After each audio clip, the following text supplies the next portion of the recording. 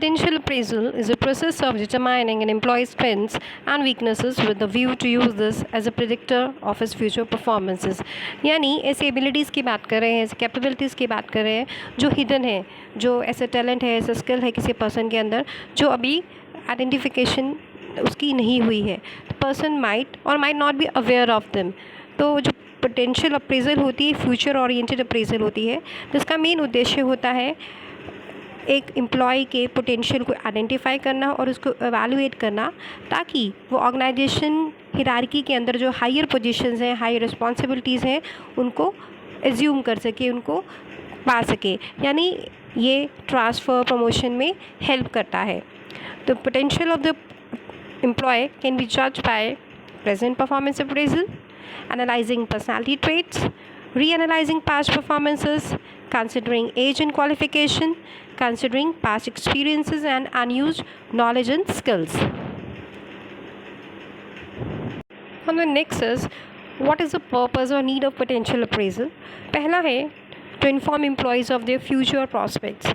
यानी अगर एम्प्लॉय को अपनी हिडन क्वालिटीज़ के बारे में पता चलेगा तो फ्यूचर में जो प्रॉस्पेक्ट्स हैं, जिसके बारे में करियर डेवलपमेंट की बात कर रहे हैं, प्रमोशंस की बात कर रहे हैं, एम्प्लॉयज़ उसके बारे में जानकारी मिल सकती है. इसके साथ साथ जो ऑर्गेनाइजेशन है अपने सक्सेशन प्लान्स उसके अनुसार प्लान आउट कर सकते हैं. नेक्स्ट है to update training and recruitment needs. अगर हमको पोटेंशियल अप्रेजल की जानकारी मिल जाती है कि इस व्यक्ति के अंदर इतना पोटेंशियल है कि आने वाले जो फ्यूचर में वेकेंट पोजीशंस हैं उनको ये हिरार्की के अंदर फिल कर सकता है, तो उसके अनुसार हम उस व्यक्ति को ट्रेन कर सकते हैं for the future vacant positions. Next is to advise employees about the work to be done to enhance their career opportunities. Of course, जो हम मोटिवेट करते हैं एम्प्लॉयज़ को कि वो अपनी स्किल्स को और डेवलप करें, अपनी कॉम्पिटेंसीज को और निखारें.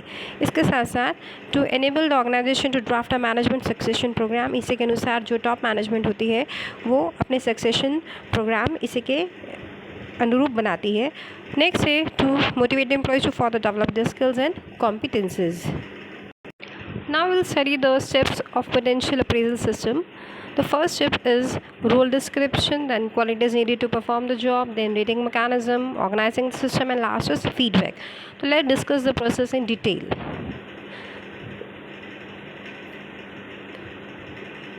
The first step is role description. इसके अंदर ऑर्गेनाइजेशन के जो रोल्स हैं, फंक्शंस हैं, उनको क्लियरली डिफाइन करना चाहिए. यानी कि हमको जॉब डिस्क्रिप्शन हर एक जॉब का पहले से ही प्रिपेयर करके रख लेना चाहिए. Next is qualities needed to perform the roles.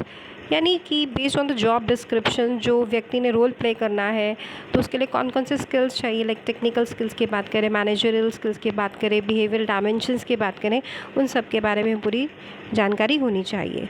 Next is rating mechanism. एक बार हमने फंक्शन और क्वालिटी को बता दिया, उसके बाद जो पोटेंशियल अप्रेजल सिस्टम है उसको हमको एक ऐसा मैकेनिज़्म डेवलप कर लेना चाहिए ताकि हम क्वालिटीज़ जो एम्प्लॉयज़ उसको जज कर सकें, like rating by others, games, test, records etcetera के माध्यम से हम रेटिंग मैकेनिज़्म डेवलप कर सकते हैं.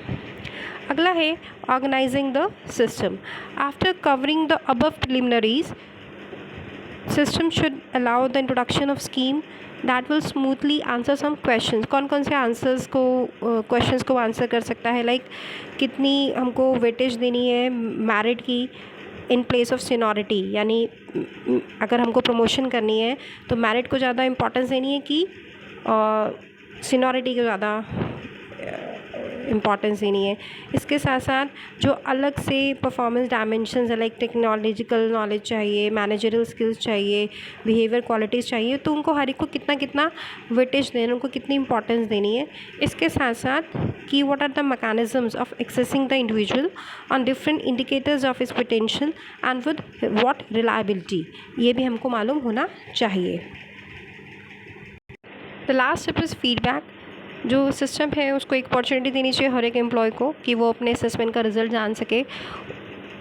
ही should be help to understand the qualities actually required for performing the job role, और उसके साथ कौन सा मैकेनिज्म यूज़ किया है उसकी परफॉर्मेंस को जज करने के लिए, और उसका क्या रिज़ल्ट आया है अप्रेजल का, उसको ये पूरी जानकारी मिलने का पूरा मौका मिलना चाहिए.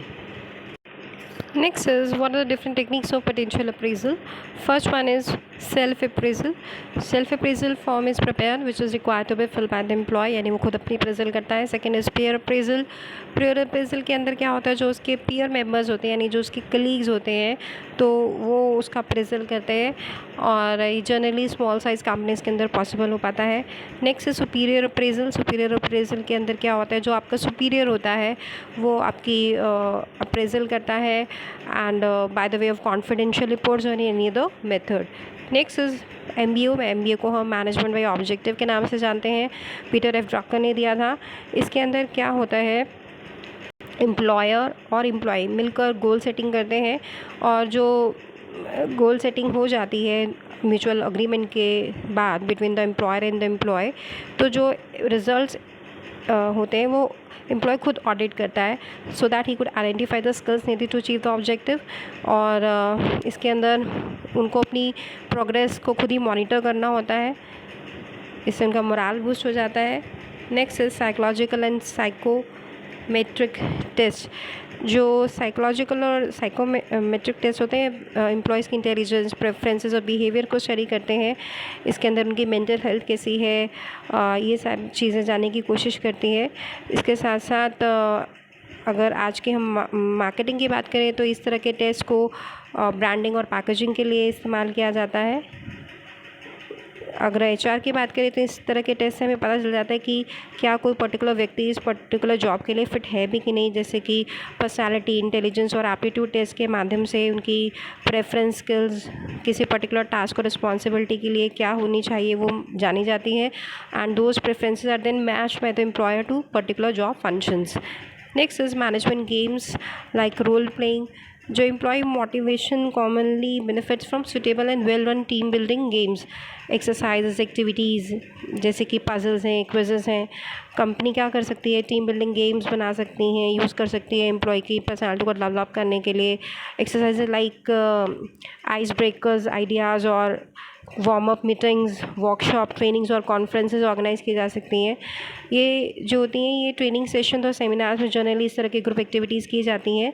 ये जो टीम बिल्डिंग गेम्स होती हैं, एक्टिविटीज़ होती हैं, ये बिज़नेस प्रोजेक्ट्स के अंदर की जाती हैं, और इससे ब्रेन एक्सरसाइज हो जाती हैं। इससे आपका जो आइडियाज़ है उसको रिटेन करने में मदद मिलती है, और आप फ़न में ही मतलब खेल खेल में ही कुछ नई पर्सनालिटी ट्रेट्स डेवलप कर लेते हैं। Next is leadership exercises. Team coaching programmes have lot of merit. one-on-one leadership coaching can be a very fulfilling process. इसके अंदर क्या होता है, जो HR हेड होता है, they can give certain exercises to the employees and which help in developing their overall personalities. तो I hope आपको पोटेंशियल अप्रेजल समझ में आ गया होगा, जहाँ पे हम हिडन क्वालिटीज़ की बात करते हैं ताकि जो फ्यूचर में होने वाले वेकेंट पोजीशंस हैं उनको फिलअप किया जा सके, और इसके साथ साथ ऑर्गेनाइजेशन को मदद मिलती है ट्रांसफ़र और प्रमोशन के अंदर, और ये एम्प्लॉयज़ के लिए बहुत इम्पॉर्टेंट होती है क्योंकि इससे उनका करियर डेवलपमेंट हो सकता है। तो आपको पोटेंशियल अप्रेजल में कोई भी डाउट है तो आप कमेंट सेक्शन में पूछ सकते हैं। Thanks a lot for watching the video, keep learning.